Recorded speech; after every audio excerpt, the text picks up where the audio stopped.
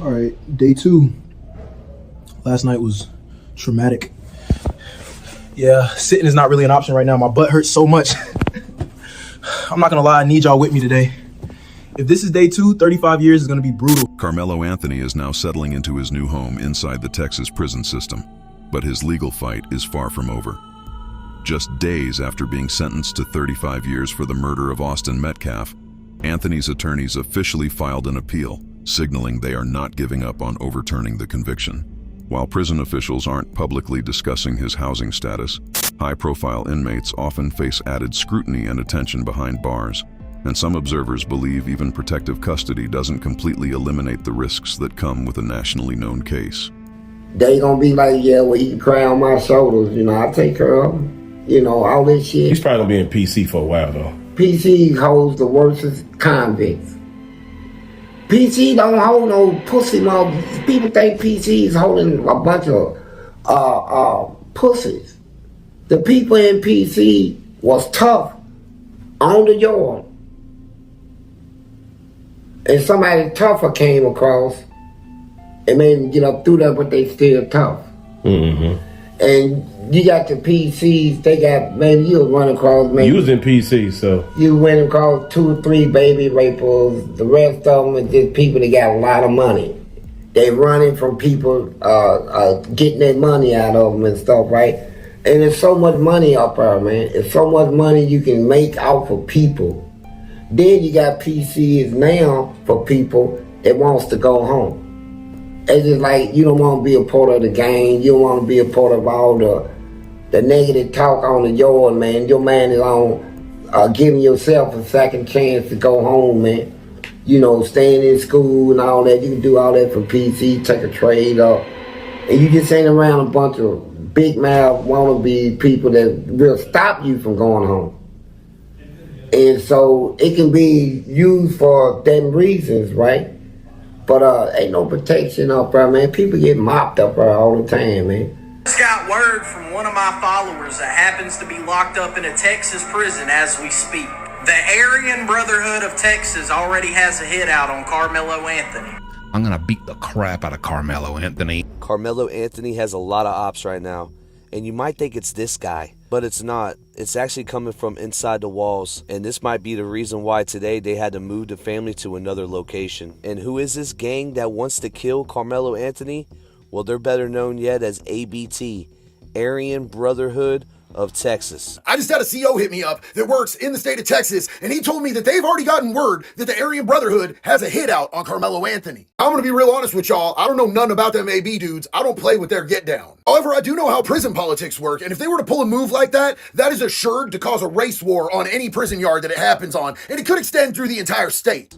The ABT was founded in the 1980s. In 1981, a group of white inmates actually asked permission to start their own branch/chapter in Texas of the Aryan Brotherhood, which the AB actually denied their request, but they went ahead and made one anyways. There was multiple white supremacy gangs in Texas at one time, but the Aryan Society and the Aryan Brothers formed together, while the rest of the white organizations formed together and made Aryan Circle, better known as AC. The ABT and the Aryan Circle went to war for 8 years. Eventually they had a peace treaty, but then the war kicked back up in 2015 and is still going to this day. Now the reason I'm saying that, because we got to get this clear on what organization actually wants Karmelo Anthony dead, and that is actually the ABT.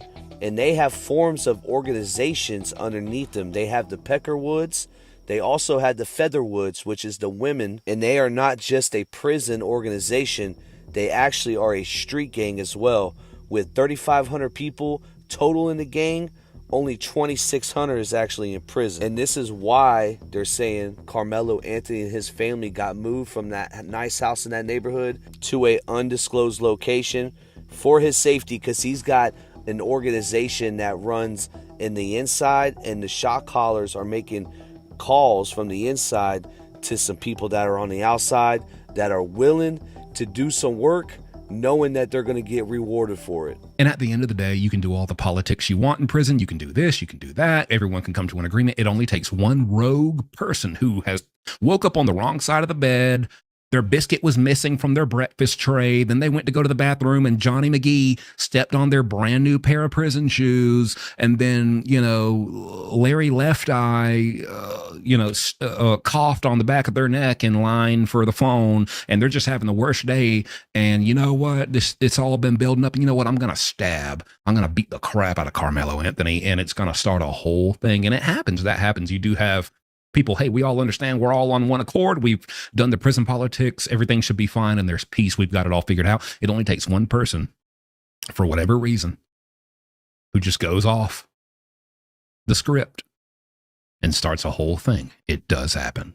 From what I heard, people go into probate and they're trying to get their rank up, and to become a member, you have to take a life. So this would be an opportunity for one of them to take a life, to get their rank, to get where they want to go. And if they was smart, they wouldn't take these threats lightly, because this is an official organization. They have literally made other organizations in Texas extinct. For example, the Mandingo Warriors are no longer here because the ABT took them out completely, where they don't have one member left. On the other side, former Texas inmate Tim Snow has argued that Karmelo Anthony may not face the dangers some people predict. His view is that prison life is often different from what the public imagines, and that factors like housing placement, inmate politics, and how a person carries themselves can matter more than media attention surrounding the case. Ultimately, though, nobody can know for certain how Karmelo's prison experience will unfold. There's also a rumor going around that the whites want him in Texas prison. What's the likelihood of that, and what's your thought on that? So the likelihood of that is zero, to be honest with you. The only way that that's going to happen, and we talked about this, so shout out to my homeboy Shannon. Shannon was an STG member. He spent his time many years in the whole white prison gang. He was the opposite other prison gang, as another friend of mine. I called him and spoke to him about this, and both of them laughed, right? Because there's never been a time anybody can remember in Texas that somebody attacked a black kid for killing a white person. You understand? That's just not a realistic thing here, because one, they're outnumbered, period. You understand? The only situation I can see him getting in with a white man would be if this what's his name, Austin Metcalf, was that the victim's name? Yes, sir. Yeah. That's the victim's name, the person that was deceased. Right. Okay, so maybe Austin Metcalf, if he had a brother that was in prison, if he had an uncle that was in prison, if his dad was in prison, now he would have that right to approach the black men and say, hey, that was my son he killed, that was my brother he killed, and I want to handle this. And the black men are going to ask him, well, how do you want to handle this? Are you talking about fighting? Are you talking about knife play? Are you talking about, what is this, some fatal shit? Like, what are you talking about, right? And they're going to let him do whatever he chooses, because our rules here is, if a man calls you out, you must handle that on the spot yourself. But what they will not do is allow this man to pull out a knife on an unarmed man. And this is race, doesn't even matter, right? You can't pull out a knife on an unarmed man in Texas.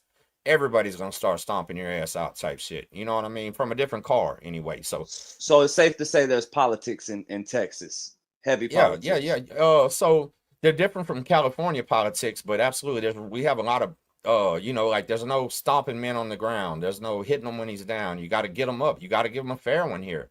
And if that white man says, that was my son, that was my brother, that was my cousin, and I want to use that knife, they're going to say, okay, well, we're going to give him one too then. Y'all meet in the back of the stairs.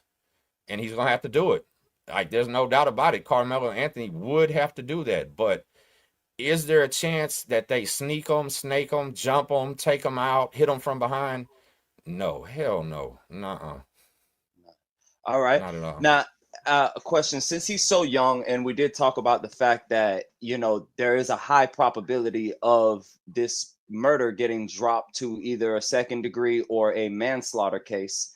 And I believe he just turned 18.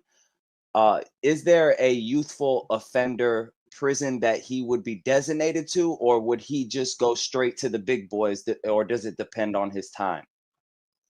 So it definitely depends on his time, right? If you have he well, it's a violent case, so it's going to be an aggravated charge, is what it's called, and he's going to go to a serious prison. But he's also going to go to a prison more like Ferguson Unit or one of those that are for.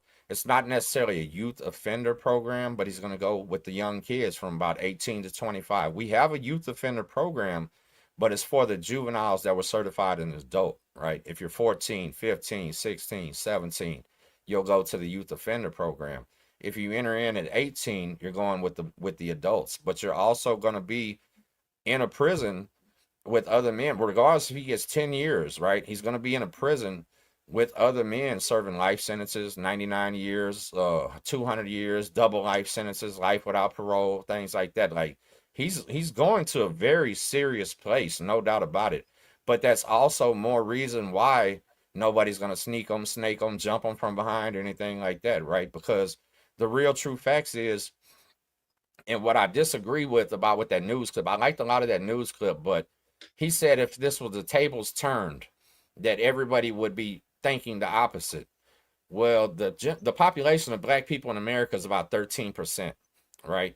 So we would have 87% thinking the other way, and then 13%. No matter what, the boy is outnumbered. You know what I'm saying? Like it's just, the support ain't there for him, point blank, period. And I get it. It's America. This how it's always been. It's probably how it's going to be. You know what I mean? So the dude is going to be treated when he walks into prison. First of all, you tell me, Pino, he's already killed a man, right?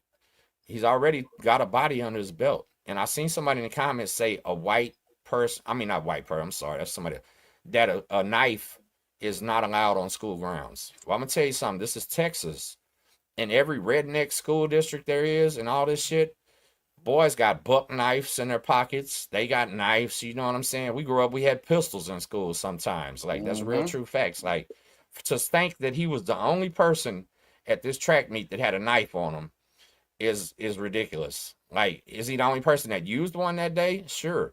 But there's also a white kid that was 2 hours away from him that stabbed a boy in the school bathroom and totally beat the case and was found not guilty. Karmelo Anthony's still going to get his little butt dug in. He's going to be treated like a bitch. He's going to be fucking extorted. Says who? Let me address you and other lame-ass white motherfuckers. That dead-ass white boy don't mean shit in prison. Nothing. Not even a box of smokes. You couldn't even get soup on that dead white boy's name. So this exaggeration and fantasizing about a young black kid getting his dookie blaster blown open over a dead white boy is laughable. I'm not going to conserve your feelings. I'm not even going to entertain this bullshit. You white motherfuckers are just mad. And I understand. And this is the best you got. The worst thing you can think of is being raped and extorted and treated fucked up because this is how you feel. And that's perfectly okay. The brain is a wonderful utensil to take your ass out of reality.